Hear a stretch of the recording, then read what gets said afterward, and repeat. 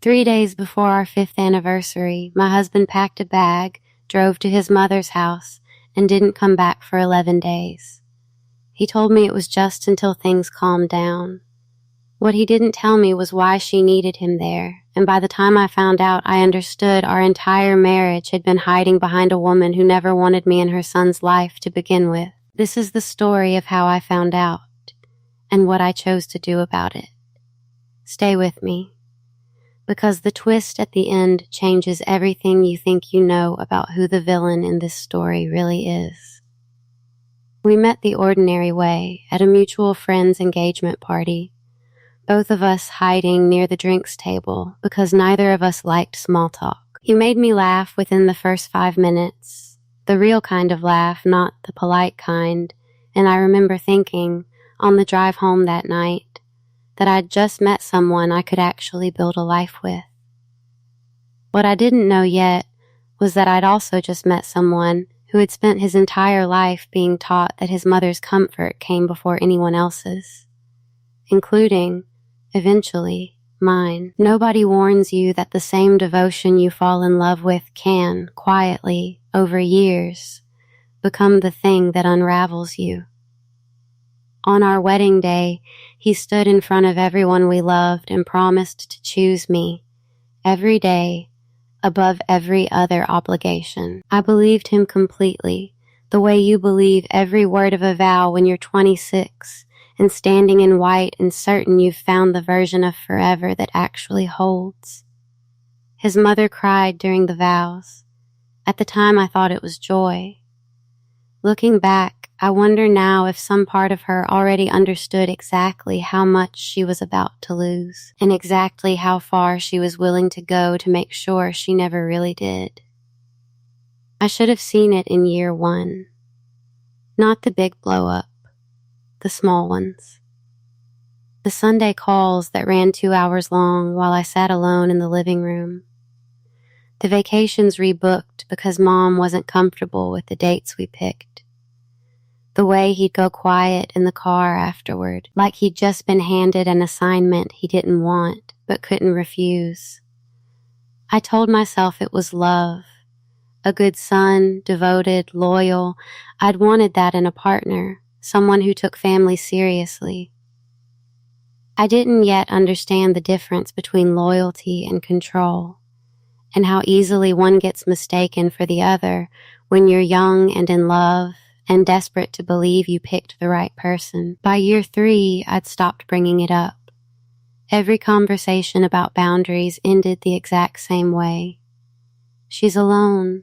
She's getting older. You don't understand our family the way I do. So I adjusted, quietly, the way I always adjusted, folding myself smaller so there would be less of me to argue with.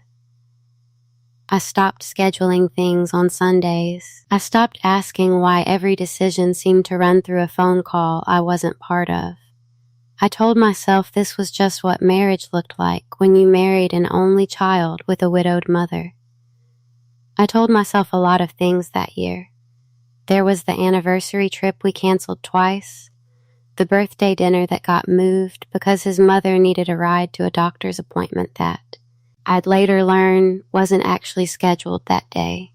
Small inconsistencies I noticed and then talked myself out of noticing, because questioning them felt like questioning him, and questioning him felt like the beginning of something I wasn't ready to name. Looking back now, I can see every one of those moments laid end to end like stepping stones leading somewhere I never agreed to go. The week everything changed started with a phone call I wasn't supposed to hear. He'd stepped onto the balcony, phone pressed hard against his ear, voice pitched low in that register reserved only for her. I caught 4 words through the glass. Before she finds out. Finds out what? I ran the possibilities all night, lying in the dark beside him, pretending to sleep. An affair, debt, something about his father, long gone before I ever met the family. None of the stories I told myself came close to the truth I'd eventually uncover. 2 days later, he told me he was going to stay with her for a while. No timeline. No real explanation beyond she needs me right now. I asked if this was about us. He looked at me like the question itself was the betrayal. Like I was the one being unreasonable for wanting to understand why my husband was moving out of our home for a woman who had never once in 6 years called our house his home. I watched him pack a bag from our bedroom doorway and said nothing, because I already sensed that whatever this was, words weren't going to fix it.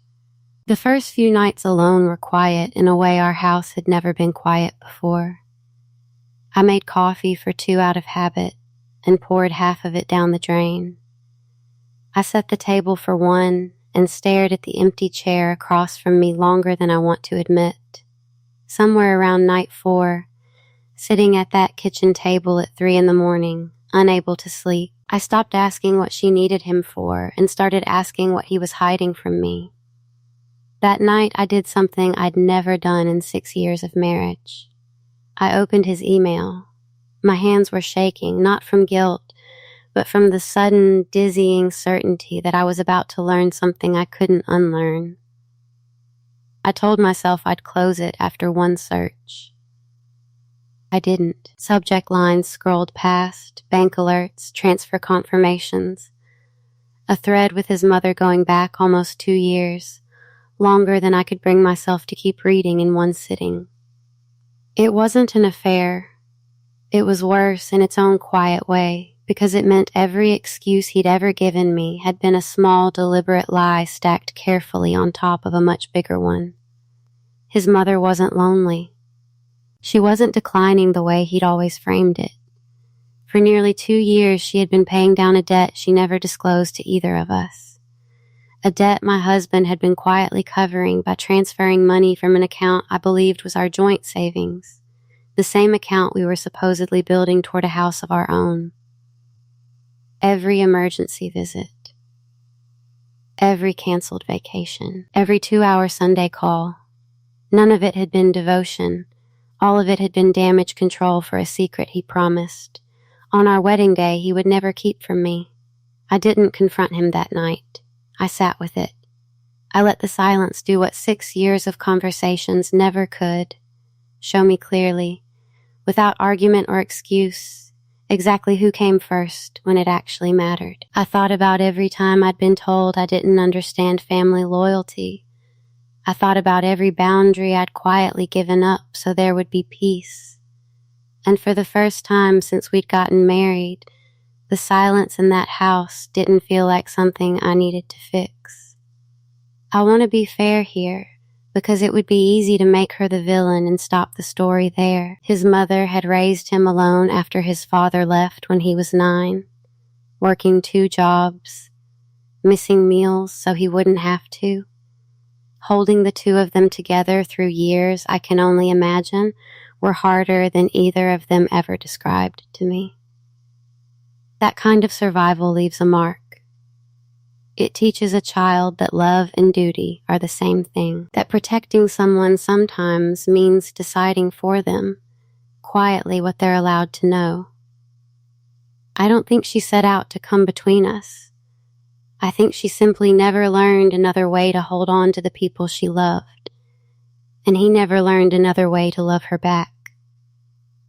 On the 7th night alone, I finally called my sister. I hadn't told anyone what I'd found, not because I was protecting him, but because saying it out loud would make it permanent in a way that scrolling through emails in the dark hadn't.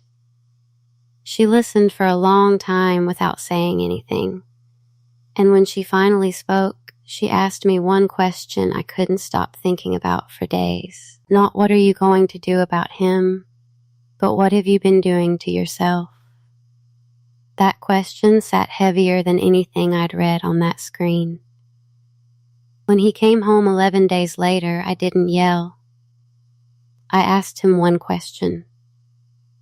Was I ever going to know? He didn't have an answer that didn't start with I was trying to protect you. But protection built on a lie isn't protection. It's a decision about whose comfort matters more.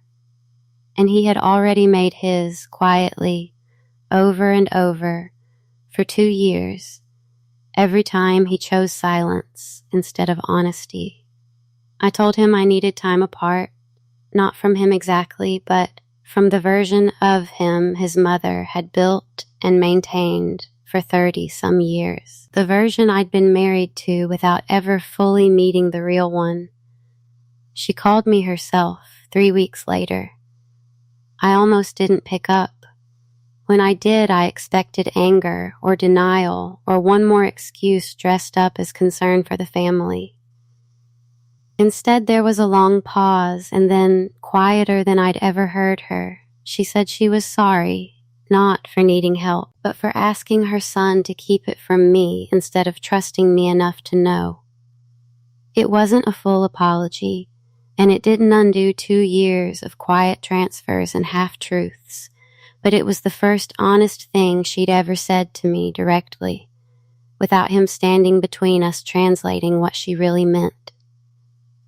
I didn't forgive everything in that conversation, but for the first time, I understood her a little less as an obstacle, and a little more as a person who'd spent her whole life afraid of being a burden, and had chosen secrecy over asking for help out loud. I didn't leave that week, and I didn't stay in the way I used to either. I told him the money had to be repaid, transparently, from an account we both had full visibility into. No more transfers I couldn't see. No more emergencies that only he was allowed to know about. I told him therapy wasn't optional anymore, not couples counseling first, but his own, because a grown man still organizing his life around not upsetting his mother had a lot more to work through than our marriage alone could fix. He agreed quietly, the same way he'd agreed to everything for 6 years. Except this time I made sure it wasn't just words. I started going to a few sessions of my own too, not to fix what was wrong with him, but to understand why it had taken me 6 years and one opened laptop to finally ask what I actually needed from my own marriage. Here's what I've learned in the months since. Secrets rarely destroy a marriage on their own. It's the architecture built to protect them. The small daily choices to manage someone else's feelings instead of being honest with the person who's supposed to come first that does the real damage. He wasn't choosing his mother over me because he loved her more. He was choosing the version of peace he'd known his entire life over the harder, unfamiliar work of real honesty with a wife. It took losing 11 nights of trust and one opened laptop for either of us to learn that lesson at all. We're still married. I want to be honest about that too, because these stories don't always end in walking away, and mine didn't. What changed wasn't the fact of his mother needing help. People need help. That's not a betrayal on its own. What changed was how we handle it now, together, in the open, instead of him carrying it alone in the dark and calling that protection. Some weeks that new honesty feels like relief. Other weeks it feels like grief for the 6 years I spent not knowing what I didn't know. Both of those things are allowed to be true at once. I still don't know exactly where every part of this goes from here, but for the first time in 6 years, I know exactly where I stand, and that clarity, more than anything he could have said that night on the balcony, is what finally let me breathe again. If you've ever had to choose between keeping the peace and telling the truth, you already know which one costs more in the long run. Tell me in the comments, would you have opened that laptop, or would you have waited for him to tell you himself?